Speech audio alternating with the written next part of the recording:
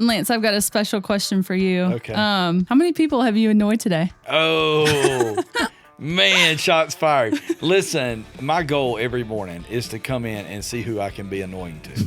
Like I have. Oh, we know. Oh yeah. If we don't have fun in the office, I don't want to come in. Yeah. So let's see today. How many people work on our side of the building? However many there is, that's how many I annoyed.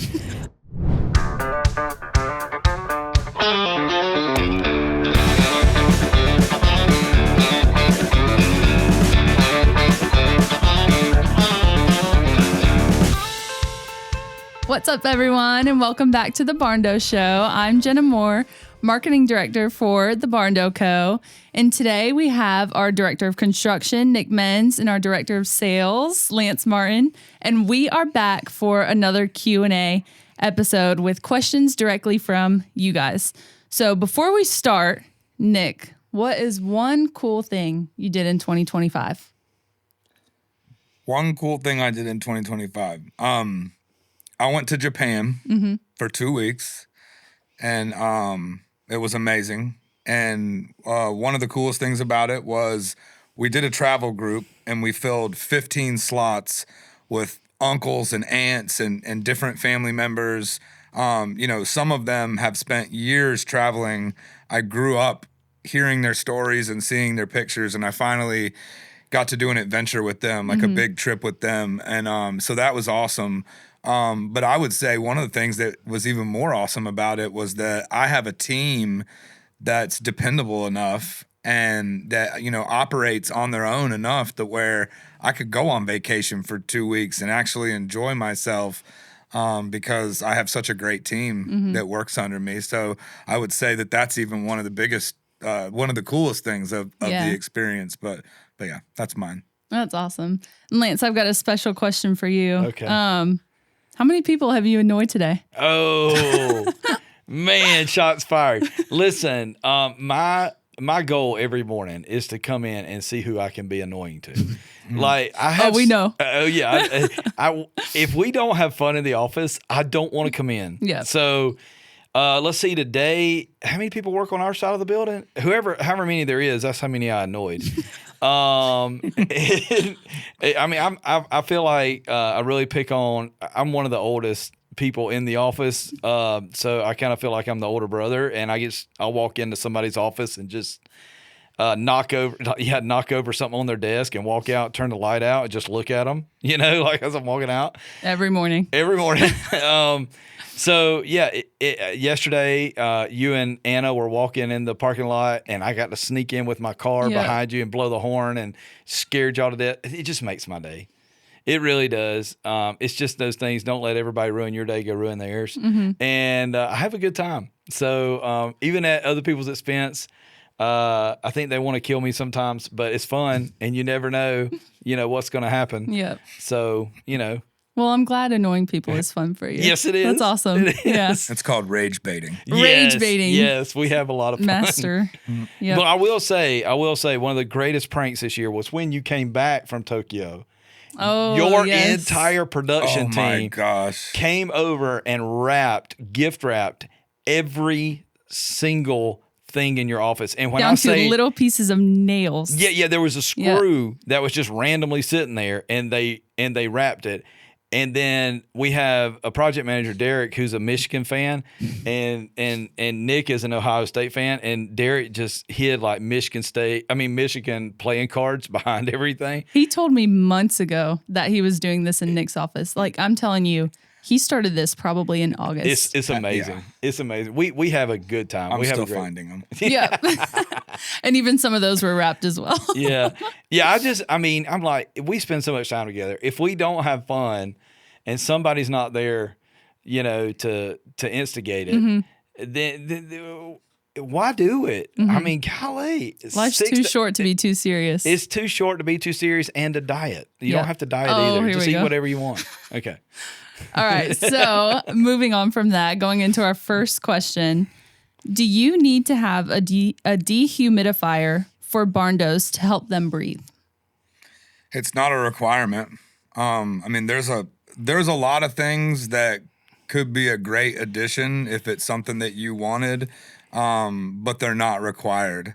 You know, we make sure that we do a duct tightness test for our HVAC system. So I know a lot of issues can be caused by, you know, leaky ducts in the attic and stuff like that. But yeah, I mean, I would think that if someone had high humidity in their house, that could be something that they could look into in the future or look into as a solution. But it's not a requirement, and we've never had an issue with it. Gotcha. All right, next question. Do you have any videos that cover expansion/contraction of the panel and how much gap to leave on the eave detail when installing a double lock 1-inch standing seam panel? I think you showed me 4 of those videos you made just yesterday. The truth is that we're a general contractor, and every subcontractor that works for us has a scope of work and an operating agreement. So anything like metal siding, whether it's standing seam, tough rib, those installation instructions and requirements are part of the scope of work that we give to the subcontractor that does the work. We also hire a professional who knows how to do the job properly. So amongst those two things, that's how we make sure that things are being installed properly to meet code and manufacturer recommendations. But off the top of my head, no, I don't have a video on my desktop. You don't go personally and install them yourself? No. Okay, just Well, we checking. also do have a lot of episodes with previous Exactly. subcontractors as well. So, I mean, we've had people from finance to our lenders and spray foam installation guys, and even some of our metal distributors. So things like that. Exactly. Yeah. But going into our next question, are there areas that have more barndos than anywhere else? Yes, definitely. I would think Texas has the most. Well, I mean, it's the biggest, so they should have the most. Yeah. And it kind of came out of that area, the idea and the look and the brand. And to be fair, you know, we were talking about it a little bit off camera. The term Barndo has moved away from its original understanding of what it was to like a look. Yeah. You know, of a build. So, yeah, I mean, Texas is definitely going to have more for that. We're trying to change that. We are one of the top Barndo builders in the country that specialize in Barndos. And for us, we have a real hot area is kind of the Greensboro to Charlotte market. Oh, my gosh. That's yeah, crazy. there's so many going up there. Of course, our upstate headquarters usually has a lot. There's a lot of traction happening down in the lower part of the state. Conway's coming alive. Somerville's coming alive. Tennessee's coming alive. I can't wait for Georgia to start, you know, just popping off. I mean, it is a very popular look, and the way we build is very good, very well done. Especially with the 2x6s. I think every home in America should always be built with 2x6s, but they're not. Yeah. Most are 2x4s, but we're 2x6s, and we just have a high quality product. We really do. That's one of the biggest reasons I came here is I believed in what we did. So. Yeah. And even just the amount of houses that we got COs on last year and completed last year. Yeah. And the change to how much more we have coming this year. I mean, starting from marketing, like just the leads have even doubled, almost tripled. And it's just crazy to see how much it's growing. And so, especially in our build areas in the Southeast. So. All right, next question. So if you char the pole ends before you bury them, I've heard they'll last for generations. Is this true or false? I don't know. Do you char your pole? Do you char your pole ends? I don't know. The truth is we don't put poles in the ground. There are probably ways and methods to where you can get more longevity. But the truth is, any wood that's in contact with the ground is not sustainable. It just, I mean, it's as simple as that. You know, there's probably things that you can do to add some kind of longevity, but no, none of our poles are in contact with the ground. All of our poles are installed on top of a 4-inch monolithic slab, and they are dry set anchored into the footing. So, and that's how we build. That's our standard. And so the truth is, I don't know. I mean, I have read that, but we don't put poles in the ground. So Yeah. The Barndo Show is sponsored by the Barndo Co. Are you ready to reclaim your American dream? If so, head over to thebarndoco.com, click the contact form, and reach out to one of our representatives so we can get your dream started today. All right. Bonus question for you, Lance. Oh, yay. From a European point of view, all your houses are barns. Okay.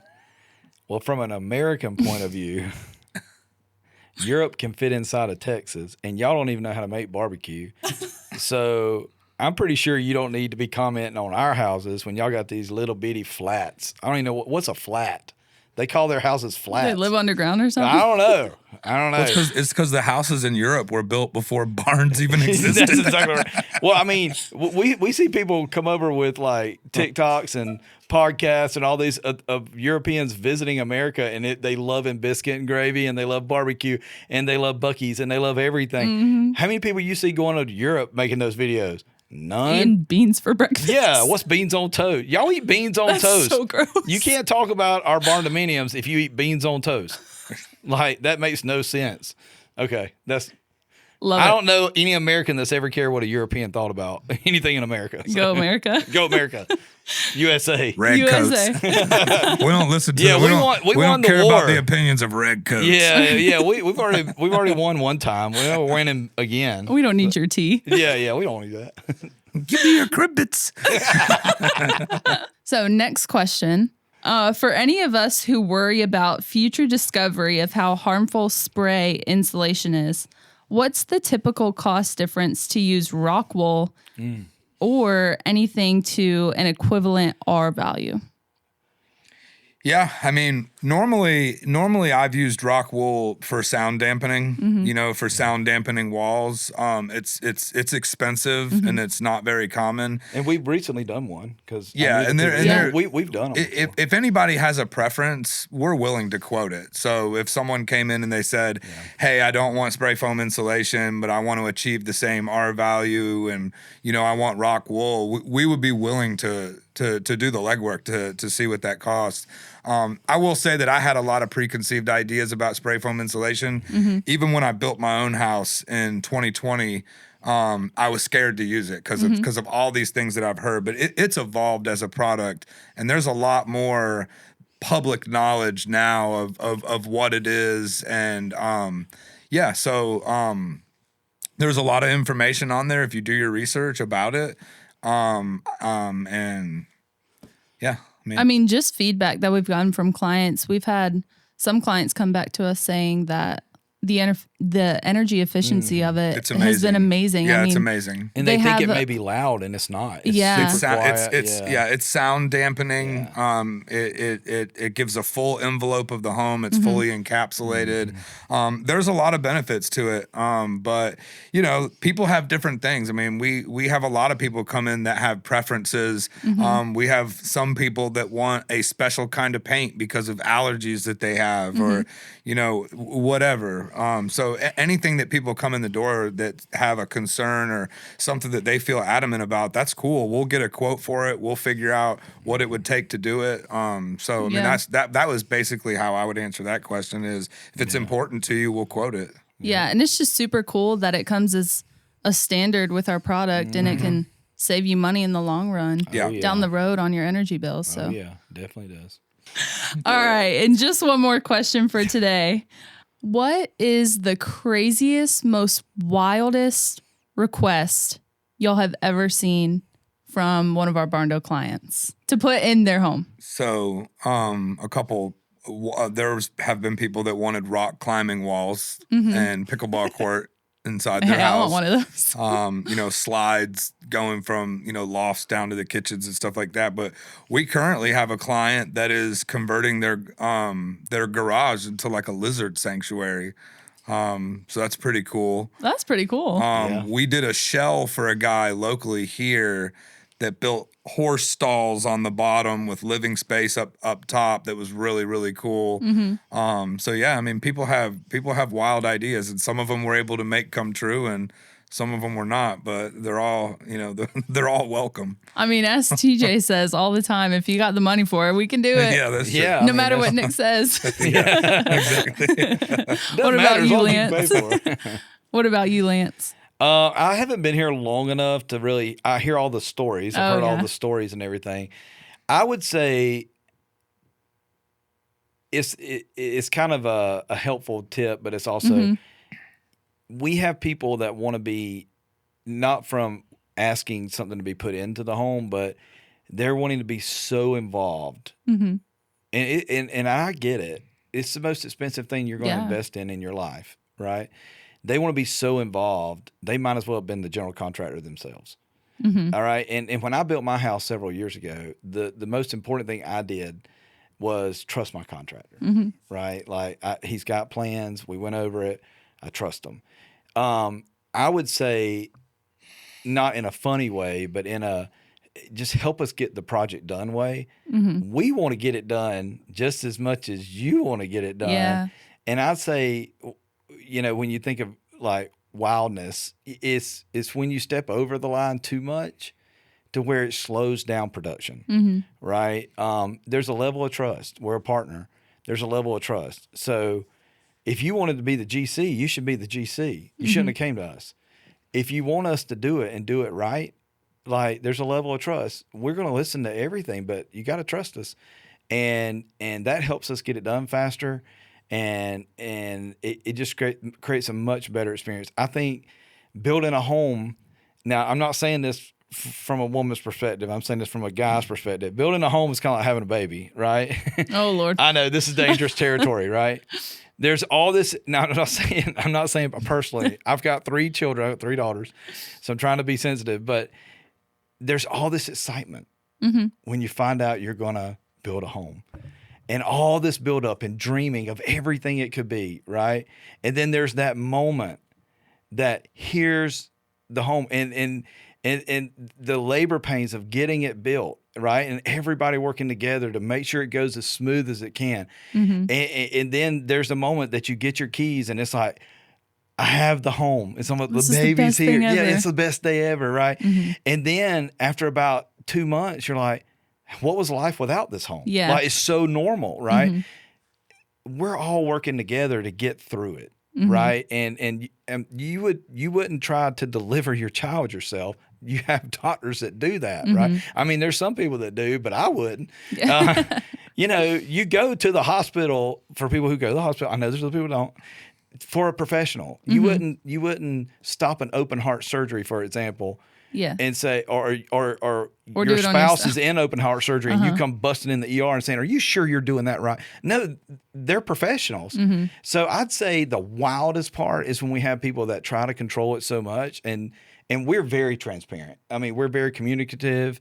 I mean, we try to just be a partner, right? Yeah. But when it goes over the line, it gets really hard. Yeah. And I see it from the back end. I see the heartache, to where things have to stop, things have to change, where a lot of it's just communication and trust. Just ask first. Yeah. We're probably doing it, or it's on the schedule, or it's coming. And it's a construction project. It's not going to look like it's supposed to look until it's toward the end, So it's just like baking a cake. Or a baby. Or that, yeah. I mean, So, but yeah, I mean, I'd say that's the wildest thing I've heard, right? Because we cut out the water slides and the crazy stuff. We try. Yeah. We probably can't do that.